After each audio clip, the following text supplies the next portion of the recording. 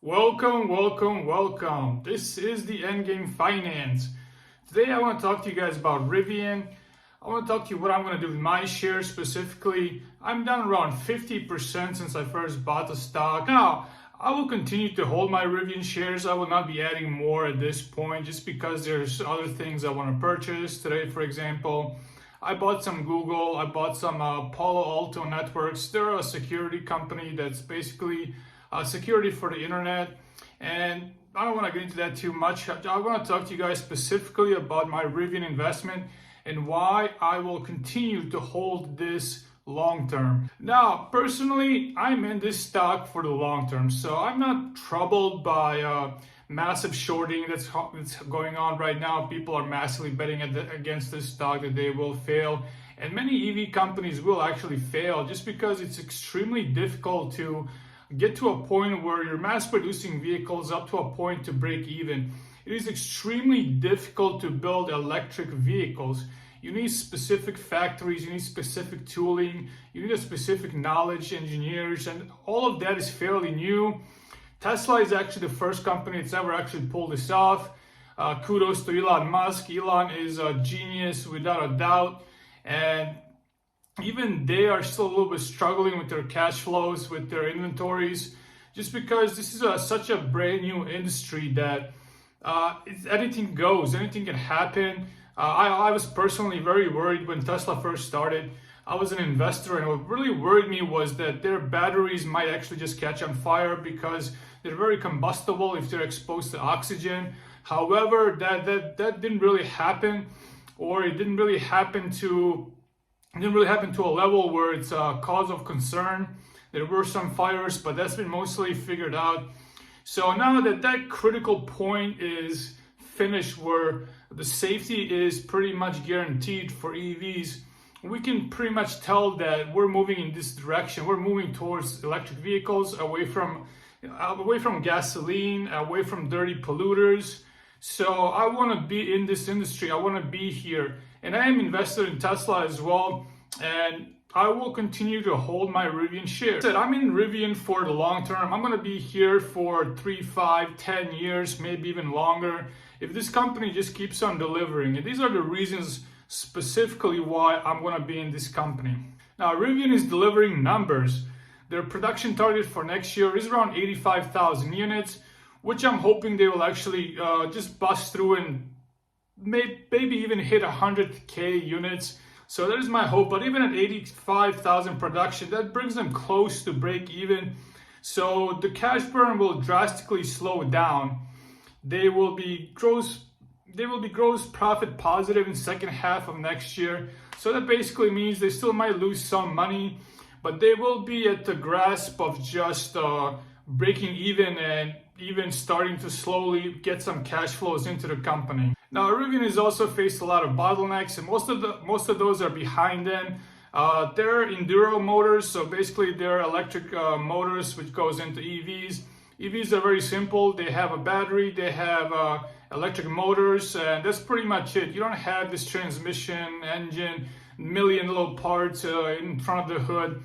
That's why you have the frunk in the EV. It's a trunk in front of your car. EVs are extremely simple, but you have to get to a point where you can mass produce these parts. And Rivian is actually now at this point. Now their enduro motors are much easily or more flexibly sourced, like Rivian has been saying now. There are semiconductors that are used in these parts are much easier for them to obtain. So these bottlenecks that Rivian has faced will slowly go away in about a year. Rivian could not really mass produce vehicles because of these part shortages, and so they sped up their production of these parts so they don't have to be dependent on third parties. And now that they can produce these parts and put them into their own vehicles, they will not only mass produce quicker, but they will also save tons of money, tons of costs. The thing that really keeps me in Rivian stock is just how well reviewed their vehicles are. Everyone loves Rivian. Everyone that I've seen or heard that's driven a Rivian, 99.9% people just absolutely love it. I saw Christian Bale drive it. I've seen Ben Affleck drive it. Those are both Batmans. They played Batmans in the movie. So Rivian is the Batmobile of actors, pretty much. It's a flashy car. It's extremely well designed, and it's been extremely well received. And that's what really attracted me to Rivian in the first place.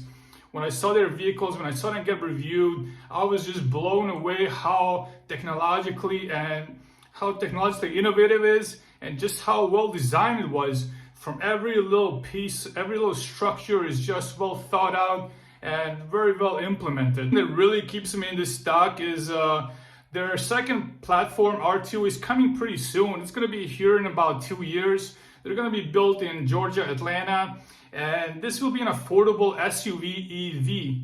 The market is trending towards SUVs, so this is a huge potential. Like we saw, Ford is losing billions building their F-150, and it's extremely difficult, like we said, just to build these SUVs profitably. Like many companies will go out of business, like most likely Lucid Motors will be bankrupt pretty soon.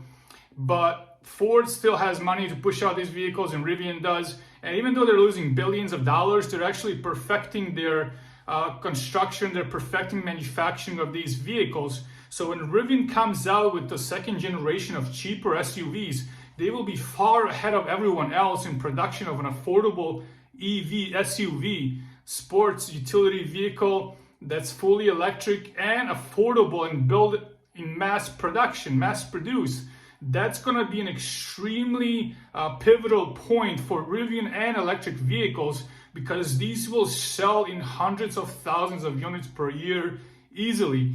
Now, Rivian is planning a production of 200,000 units per year, and they will double that production probably within 2 years once they start manufacturing these R2 second platform of their their electric vehicles. And like Rivian has been saying, most premium R2 pricing, like the high-end R2 you can buy, will still be cheaper than the most basic R1. So there will be a huge drop in price for R2 vehicles, and that's just really mind-blowing.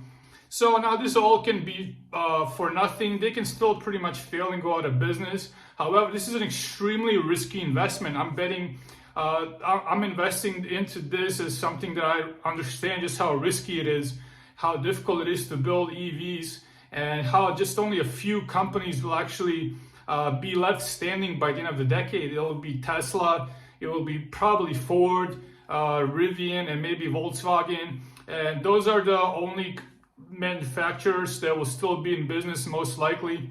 But it's not a guarantee, because China is actually mass producing their EVs as well. And all of these Chinese manufacturers will be dominant. They might actually replace pretty much Volkswagen. They might replace Ford.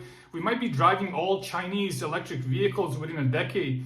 They might replace just Rivian completely and drive them out of business. So you have to realize just how risky this investment is. So that's it, guys. I just want to give you a quick update on what I'm doing with my Rivian shares. I'm not adding any more. I'm not selling any at all. I'm just holding for the long term, because I see tremendous potential in this company. If you guys disagree, or if you guys agree, please leave me a question below, leave me a comment below. And guys, thanks for watching. Like, subscribe, and share, and have a great day.